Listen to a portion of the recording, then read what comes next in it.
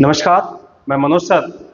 Purvanchal career classes के online platform पे आप सभी का स्वागत है। गाइस, आज मैं बहुत ही इंपॉर्टेंट न्यूज़ लेके आया हूँ और ये न्यूज़ उन छात्रों के लिए एक वरदान साबित होगा जो बेसब्री से इंतजार कर रहे थे। और वो भी इंतजार किस चीज़ का? तो आप देख रहे होंगे ये इंतजार, लो अब इंतजार हुआ खत्म। आ गई डीएलएड बीटीसी प्रवेश की तिथि। इस तारीख से शुरू होगी आवेदन की प्रक्रिया। तो अब तो आपको पता ही हो गया होगा कि जो आज का वीडियो है वह कितना इंपॉर्टेंट है और खासकर उन लोगों के लिए इंपॉर्टेंट है जिनको बेसब्री से इंतजार था कि डीएलएड का प्रवेश कब होगा। आज हम उन्हीं के लिए ये वीडियो लेके आए हैं, उनके इंतजार को समाप्त करने के लिए। चूंकि बहुत दिनों से बहुत सारी क्वेरीज आई कि सर जो है डीएलएड का एडमिशन प्रक्रिया कब से शुरू होगी और कब से जो है ऑनलाइन फॉर्म वगैरह लिए जाएंगे। तो आज मैं इसी पर चर्चा करूंगा और आपको बताऊंगा कि प्रवेश कब से प्रारंभ हो रहा है और कब तक चलेगा, कितनी फीसें हैं इसमें, मेरिट कैसे बनेगी, कौन कौन आवेदन कर सकता है, क्वालिफिकेशन क्या है इसकी, और कब तक आवेदन किया जा सकता है, फिर मेरिट कब लॉन्च होगी, मेरिट कब जारी किया जाएगा, और फिर प्रवेश कब होगा, दाखिला कब होगा और कब से प्रशिक्षण का कार्य प्रारंभ होगा। तो आज हम इसी पे चर्चा करेंगे और चर्चा करने से पहले निवेदन करते हैं कि आप हमारे चैनल को सब्सक्राइब कीजिए, लाइक कीजिए और ज़्यादा से ज़्यादा दोस्तों में शेयर कीजिए ताकि इस तरह के नए से नए वीडियोस आपको मिलते रहें, नई से नई सूचनाएं आपको मिलती रहें और आप जो है अपडेट होते रहें। तो चलिए हम शुरू करते हैं अपने जो आज का हमारा एक नया वीडियोस है, कब से प्रवेश होगा डीएलएड यानी बीटीसी का। चूंकि डीएलएड जो पूर्व में बीटीसी था यानी एक बेसिक ट्रेनिंग सर्टिफिकेट प्रोवाइड किया जाता था, अब वो जो है प्राय एक डीएलएड के नाम से अब ये जारी हुआ है। तो उसी के न्यूज़ को लेकर आज हम उपस्थित हुए हैं।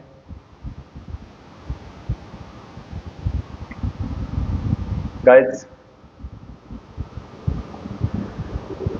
तुरंत हम इस पे चर्चा कर रहे हैं। ये देखिए, ये लेटर जारी हुआ है आज विशेष सचिव उत्तर प्रदेश शासन का और सेवा में निदेशक राज्य शैक्षिक अनुसंधान एवं प्रशिक्षण परिषद लखनऊ और साथ ही साथ सचिव परीक्षा नियामक प्राधिकारी प्रयागराज उत्तर प्रदेश, इनके नाम एक लेटर है। विषय की हम बात कर लें तो विषय यानी डीएलएड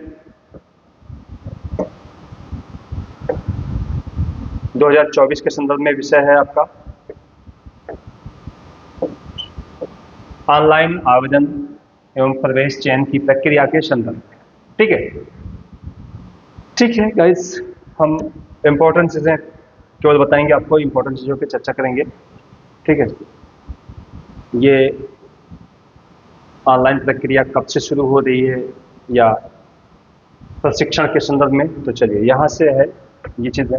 डीएलएड प्रशिक्षण यानी प्रदेश में प्राथमिक स्तर पर शिक्षक प्रशिक्षण का सेवा पूर्व 2 वर्षीय प्रशिक्षण कोर्स होगा जिसे पूर्व में प्रदेश में बेसिक टीचर सर्टिफिकेट बीटीसी प्रशिक्षण के नाम से जाना जाता था। एनसीटीई नियमावली 2014 परिशिष्ट 2 के अनुसार अब इस कोर्स को डिप्लोमा इन एलिमेंट्री एजुकेशन यानी डीएलएड कहा जाता है। ऑनलाइन आवेदन पत्र के प्रारूप को ई आवेदन पत्र कहा जाएगा। ठीक है, ये तो विभागीय सूचना वगैरह थी। और इसके बाद हम बात कर लेते हैं प्रशिक्षण हेतु आवेदन। ठीक है, तो प्रशिक्षण हेतु आवेदन, इसमें निजी संस्थाएं हैं और डायट है, दोनों पर प्रवेश लिया जाएगा। सीटों पर चयन की प्रक्रिया डीएलएड प्रशिक्षण हेतु एनसीटी द्वारा डाइट एवं निजी संस्थानों के अनुबंध सीटों पर कला विज्ञान पुरुष महिला का विभाजन किए बिना समस्त आवेदकों का चयन मेरिट द्वारा किया जाता है। ठीक है, मेरिट बनेगी, मैंने पहले कहा था कि इसमें मेरिट बनेगी और मेरिट के आधार पर ही चयन प्रक्रिया शुरू होगी। ठीक है, और यदि कोई महिला प्रशिक्षण संस्थान होगा, निजी महिला प्रशिक्षण संस्थान होगा, तो उसमें प्रवेश केवल महिलाओं का ही होना है, पुरुषों का उसमें प्रवेश नहीं होगा। ठीक है, इसकी अर्हता क्या है? शैक्षिक अर्हता की हम बात कर लें।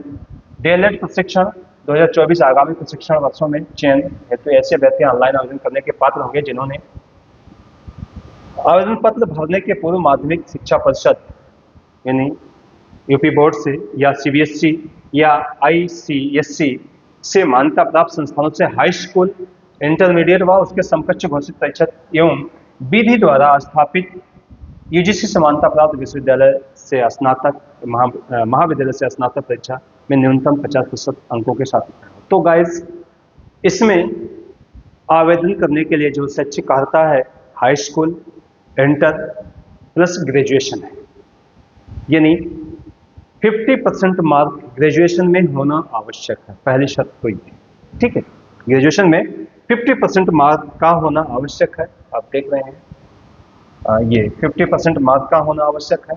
लेकिन यदि आप अनुसूचित जाति, अनुसूचित जनजाति, अन्य पिछड़ा वर्ग, विकलांग, स्वतंत्रता संग्राम सेनानी, आश्रित या भूतपूर्व सैनिक स्वयं के अभ्यर्थियों को न्यूनतम 5% की छूट दे हो, यानी यदि आप किसी भी प्रकार से एससी, एसटी, ओबीसी कैटेगरी में आते हैं, विकलांग की कैटेगरी में आते हैं, स्वतंत्रता संग्राम सेनानी हैं या आश्रित हैं, तो आपको जो ग्रेजुएशन 50% की बाध्यता था उसमें 5% का छूट मान्य होगा।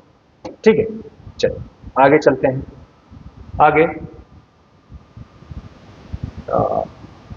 ठीक है, ये तो विभागीय सूचना है। आवेदन की आयु की हम बात थोड़ा सा कर लें। आयु यानी 1 जुलाई से को 18 वर्ष से कम तथा 35 वर्ष से अधिक ना हो, तो इसको आप ध्यान रखिएगा। वही व्यक्ति आवेदन कर सकता है जो 1 जुलाई को 18 वर्ष और 35 वर्ष के बीच का, 18 वर्ष से कम की आयु ना हो और 35 वर्ष से अधिक की आयु ना हो, वह आवेदन कर सकता है। ठीक है, इसमें भी कुछ चीजें हैं। न्यूनतम आयु सीमा में किसी प्रकार की छूट ना होगी। अनुसूचित जाति, अनुसूचित जनजाति, पिछड़ी जाति को अधिकतम आयु सीमा में 35 वर्ष यानी 5 वर्ष का छूट दे होगी, जिसमें विकलांग अभ्यर्थी को भी अधिकतम सीमा में 15 वर्ष की छूट है। यानी यदि विकलांग हैं, हैंडीकैप हैं, तो उन्हें 15 वर्ष का छूट दे होगा।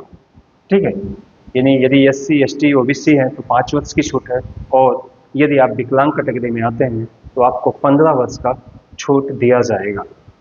ठीक है, इसके अलावा भूतपूर्व सैनिकों की आयु में छूट नियमानुसार, यदि सेना में किसी भूतपूर्व कर्मचारी द्वारा सेना में की गई सेवा की संपूर्ण अवधि उसकी वास्तविक आयु में से घटा दी जाए, और यदि इस प्रकार घटाई गई आयु निर्धारित अधिकतम आयु सीमा से 3 वर्ष से अधिक ना हो, तो यह समझा जाता है कि वह ऐसी सेवाओं और पदों पर भर्ती की आयु से संबंधित शर्तों को पूरा करता है, दे होगी। ठीक है, तो इन्हें भी दे होगी, जो इनका नियम है उसके अकॉर्डिंग यदि चीजें हैं। ठीक है, अब हम निवास की बात कर दें कि जो निवासी कहाँ कहाँ के हों। अक्सर बहुत सारी वीडियोस में कमेंट आते हैं इस तरह से कि हम अदर स्टेट के हैं, तो क्या अदर स्टेट का यूपी में आके आवेदन कर सकता है, डीएलएड कोर्स कर सकता है? तो गाइस आज इसी पर हम क्लियरिफिकेशन दे रहे हैं। उत्तर प्रदेश के अस्थायी निवासी अभ्यर्थियों को डीएलएड में प्रवेश की प्राथमिकता है। ठीक है, यदि आप यूपी के निवासी हैं तो आपको प्रायोरिटी दी जाएगी, प्राथमिकता दी जाएगी कि आप जो है सबसे पहले आपका प्रवेश होगा। प्रवेश के समय लेकिन आपको निवास प्रमाण पत्र प्रस्तुत करना अनिवार्य होगा। ठीक, ये जो चीजें हैं, हम यदि यहाँ के निवासी का दावा करते हैं तो उसके लिए हमें सर्टिफिकेट देना होगा। ठीक है, फिर क्या कह रहा है, डीएलएड प्रवेश के अभिलेखी जांच चयन प्रक्रिया के प्रथम चरण के उपरांत यदि सीटें रिक्त रह जाती हैं तो अन्य राज्य के अभ्यर्थियों को द्वितीय चरण में रिक्त सीटों पर प्रवेश हेतु विकल्प भरे जाने का अवसर प्रदान किया जाएगा। यदि हमारे पास सीटें रिक्त रह जाती हैं, यूपी के अभ्यर्थियों से सीटें नहीं भरती हैं, तो हम दूसरे चरण में अदर राज्य के अभ्यर्थियों को भी शामिल करते हैं और शामिल करेंगे इस तरह का है सूचना, बशर्ते उनके लिए जो निर्धारित अधिकृत अधिकारी द्वारा निर्धारित प्रारूप के और निवास प्रमाण पत्र प्रस्तुत करना अनिवार्य है। ठीक है, ये तो मान लीजिए। ठीक है, किस तरह से चीज़ें, आवेदन कैसे करना है, शुल्क जमा करना होगा, ऑनलाइन चीज़ें हैं।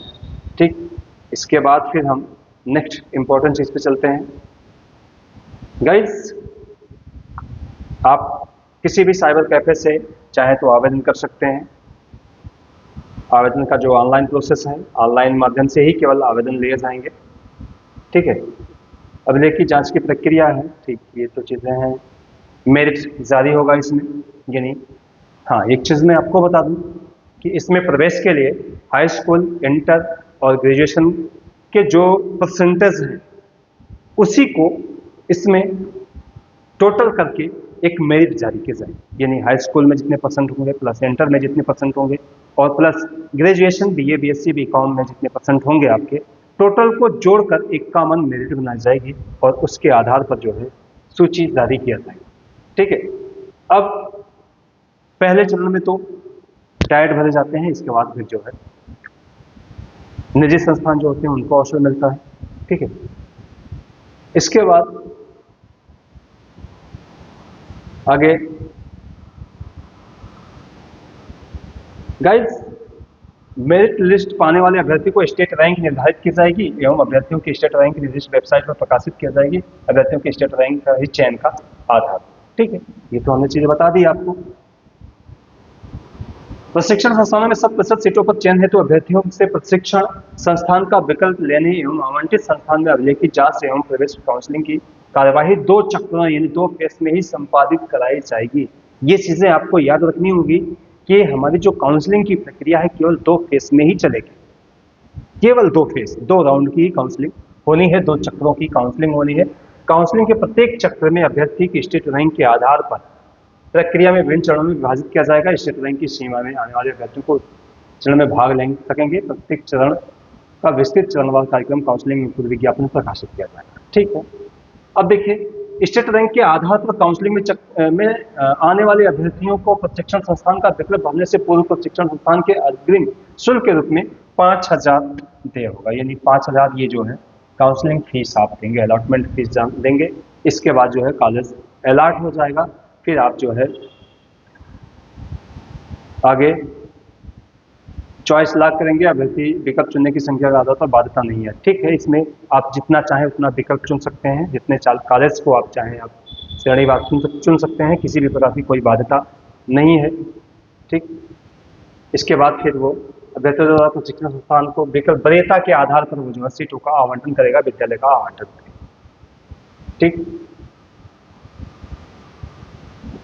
ठीक है, काउंसलिंग चक्र में इतना होगा, 5,000 का अलॉटमेंट होगा। ये तो चीज़ें हैं ही हैं। कंफर्मेशन होगा, फिर 5,000 रुपये आपको देके कंफर्मेशन करवाना होगा। यानी 5,000 रुपये में आपने काउंसलिंग करवाई थी, इसके बाद फिर सीट अलॉट हो जाने के बाद 5,000 रुपये फिर से कटवा के आपको उसे लॉक करना होगा। लॉक करने का मतलब है कि यहाँ कंफर्मेशन से संबंधित है कि कंफर्म करना होगा आपको, 5,000 रुपये फिर दोबारा देने होगी। ठीक है, इसके बाद वो, हाँ, एक चीज और जानिएगा कि जो 5,500 का आप 2 दे रहे हैं वह टोटल फीस में से उतना वो ऐड हो जाता है। मीन्स 41,000 रुपये इसके फीस हैं, जिसमें से 5,500 का 2 आपने दिया, 10,000 दिया, बाकी 31,000 आपको फिर या तो संस्था पे जमा करिए या तो ऑनलाइन प्रोसेस होता है उसके माध्यम से आप जमा कर सकते हैं। ठीक है, इसके बाद गाइज एक और चीज़ें मैं बता दूं कि ये जो डीएलएड एडमिशन की प्रक्रिया है यह डायट यानी जिला शिक्षा एवं प्रशिक्षण संस्थान की ही देखरेख में संचालित होना है। वहीं से सारी प्रक्रिया संपादित की जाएंगी।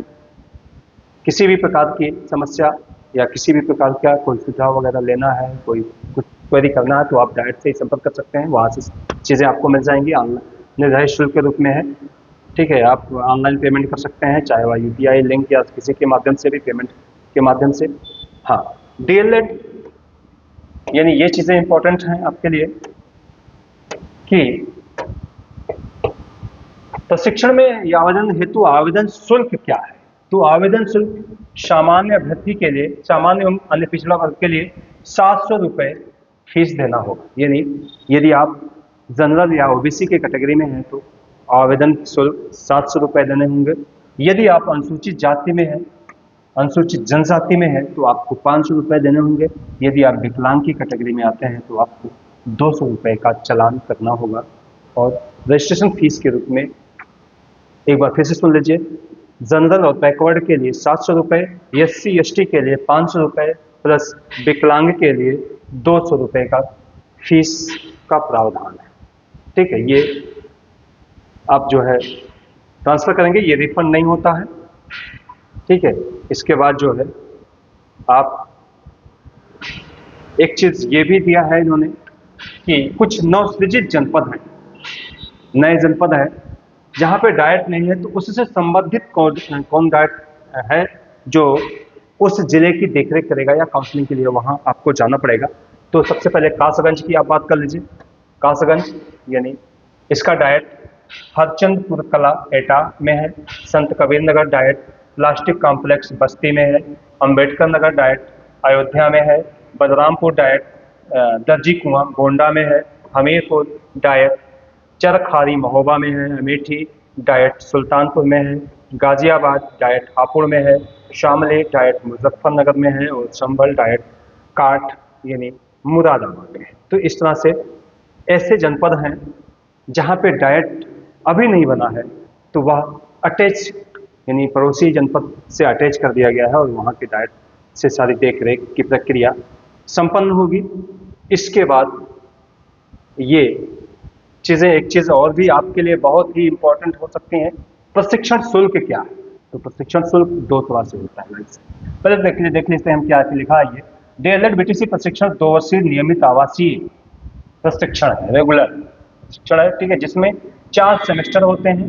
डाइट के चयनित अभ्यर्थी हेतु प्रशिक्षण शुल्क प्रतिवर्ष 10,200 रुपये दे होगा। यानी यदि आपका आवंटन डाइट पे होता है, जिला शिक्षा एवं प्रशिक्षण संस्थान पर होता है, तो आपको फीस के रूप में केवल 10,200 रुपये ही दे होगा प्रत्येक वर्ष। यदि 2 वर्ष है तो इसका मतलब है कि 10,200 रुपये 1 साल का है, फिर दूसरे साल भी 10,200 रुपये। ठीक है, बाकी ये इनका वर्गीकरण है, उस वर्गीकरण से मतलब नहीं है। ठीक है, और ये तो डाइट का रहा, लेकिन यदि आप निजी संस्थान में प्रवेश लेते हैं तो वहाँ 41,000 रुपये का है। देखिए ये दिया हुआ है, निजी संस्थानों में शासनादेश इतने के दिनांक 10 सितंबर 2014 के अनुसार प्रशिक्षण शुल्क प्रतिवर्ष 41,000 रुपये दे होगा। ये 41,000 रुपये आपको ये निजी संस्थान में दे होंगे और गवर्नमेंटेड संस्थान मीन्स डाइट में यदि आपका प्रवेश होता है तो आपको 10,200 रुपये का भुगतान करना होगा। चलिए और आगे चलते हैं